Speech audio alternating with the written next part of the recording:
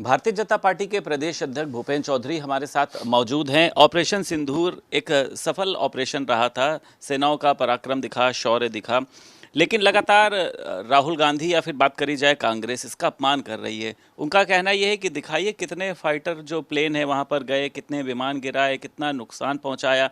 आपको लगता है इससे सेना का मनोबल कम होगा? कांग्रेस सबूत मांग रही है। नहीं, आपने देखा होगा निश्चित रूप से कांग्रेस का इतिहास हमेशा सेना को अपमानित करने का रहा। इससे पूर्व भी वो सेना के अधिकारियों के बारे में, सेना अध्यक्ष के बारे में किस प्रकार की टिप्पणी करते रहे हैं, ये जग जाहिर है। और इस प्रकार के प्रश्न खड़ा करना कहीं ना कहीं सेना का अपमान करना है। हमारी सेना ने 140 करोड़ लोगों का प्रतिनिधित्व करते हुए जो कौशल दिखाया है, पराक्रम दिखाया है, पूरी दुनिया उसकी चर्चा कर रही है। जिस प्रकार से अंदर घुसकर पाकिस्तान के आतंकवादी अड्डों पर हमला किया है, वो कहीं ना कहीं भारत की एक बढ़ती हुई सामरिक शक्ति का प्रतीक है।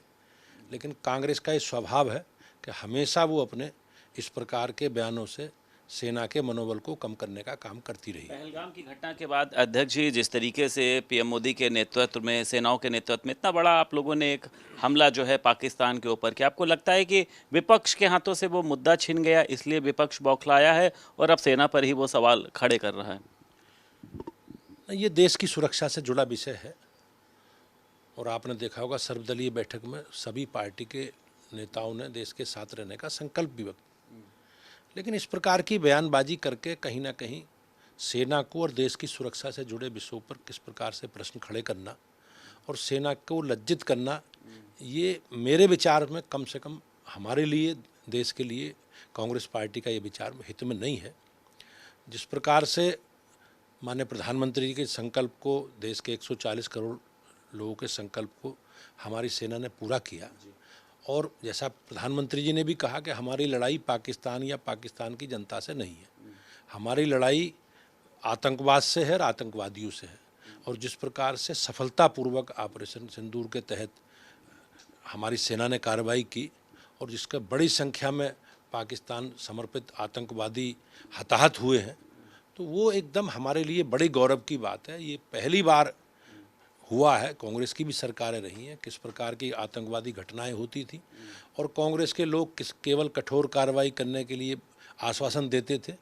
लेकिन सरकार ने, हमारी सरकार ने, माननीय प्रधानमंत्री जी के नेतृत्व में हमारी सेना ने उन सब संकल्पों को पूरा किया और पाकिस्तान के अंदर जाकर आतंकवादियों के समूल नष्ट करने का जो माननीय प्रधानमंत्री जी का संकल्प था, उसे पूरा किया है। सर, उत्तर प्रदेश की लड़ाई जो है वो डीएनए पर आ चुकी है। कल भी हमारी आपसे चर्चा हुई थी, लेकिन ट्विटर वॉर सर अभी रुक नहीं रहा है। डिप्टी सीएम ब्रिजेश पाठक ने एक बार फिर से आईना दिखाने का काम किया, उधर सपा पलटवार कर रही है। आपको लग रहा है राजनीति में मुद्दों पर लड़ाई होनी चाहिए या फिर एक दूसरे के डीएनए को लेकर, चाहे सपा की बात करी जाए या फिर व्यक्तिगत आक्षेप राजनीति में नहीं होने चाहिए।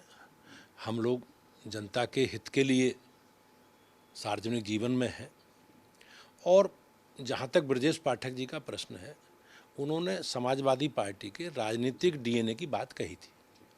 लेकिन जिस प्रकार से समाजवादी पार्टी का जो अधिकृत पेज है उनका, इस प्रकार की भाषा, जिस प्रकार की भाषा की मर्यादा को लांघते उनकी शब्दावली है, और वो लोग कहीं ना कहीं उन सब चीज़ों को व्यक्तिगत रूप से परिवार के साथ, माता पिता से उन्होंने जोड़ लिया है, वो कहीं ना कहीं दुखद है।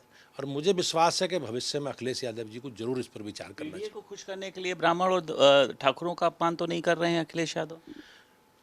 अब उनका जो एक ट्रैक रिकॉर्ड है, समाजवादी पार्टी का जो विचार है, उसमें पीडीए की कोई भूमिका नहीं है। जिसकी बात वो कर रहे हैं वो केवल अपने जाति और अपने परिवार तक सीमित है। और ये पूरा सब लोग जानते हैं, भारतीय जनता पार्टी का मोदी जी के नेतृत्व में हमारी पार्टी आज सर्वव्यापी है, सर्वस्पर्शी है, और सबका साथ सबका विकास, और हमारी सरकार की योजनाओं में सबको साथ लेकर चलने का जो संकल्प है समाजवादी पार्टी, उससे कहीं ना कहीं बौखलाती है। अध्यक्ष जी, एक आखिरी सवाल है। 27 की चुनाव की तैयारियों में भारतीय जनता पार्टी लग चुकी होगी, लेकिन लगातार ये निकल कर आ रहा है कि विधायकों का ऑडिट होगा, सर्वे कराया जाएगा और 27 में ध्यान रखा जाएगा कि जिसका जैसा आचरण है, जिसकी लोकप्रियता है, कौन हार सकता है, कौन जीत सकता है, इस आधार पर भी टिकट दी जाएगी। इसको भारतीय जनता पार्टी किस तरीके से देख रही है? अभी सर्वे उर्वे करने का कोई प्रश्न नहीं है। हमारा लगातार संपर्क, संवाद पार्टी का, कार्यकर्ताओं का नीचे तक संवाद बना रहता है। हमारा एक सिस्टम है संगठन का, और अगर हम अपने किसी विधानसभा का, किसी जिले का या किसी लोकसभा का फीडबैक पार्टी को चाहिए तो वो तैयार है। सब हमारे संगठन के लोग हैं नीचे, हर जगह बूथ समिति के लोग हैं, हमारे पन्ना प्रमुख हैं, हमारे शक्ति केंद्र संयोजक हैं, हमारे मंडल अध्यक्ष हैं, हमारी विधानसभा की टीम है। तो हमारे पास वही एक सशक्त माध्यम है फीडबैक का, हम उसी आधार पर अपने चीज़ें चलाते हैं। और चुनाव लड़ना ना लड़ना, किसे लड़ाना ना लड़ाना, ये एक पॉलिटिकल मामला है और ये उसी समय व्यक्ति वो पार्टी तय करती है। और लेकिन हम एक विचारधारा के लिए काम करते हैं। चुनाव लड़ना ना लड़ना अलग विषय है और पार्टी के सभी कार्यकर्ता अपनी विचारधारा को स्थापित करने के लिए माननीय प्रधानमंत्री जी के और माननीय मुख्यमंत्री जी के संकल्पों के साथ खड़े हैं। बहुत शुक्रिया बात करने के लिए। भारतीय जनता पार्टी के प्रदेश अध्यक्ष भूपेंद्र चौधरी हमारे साथ मौजूद थे। लखनऊ से वीडियो जर्नलिस्ट मेहंदी के साथ संदीप खेर, भारत समाचार।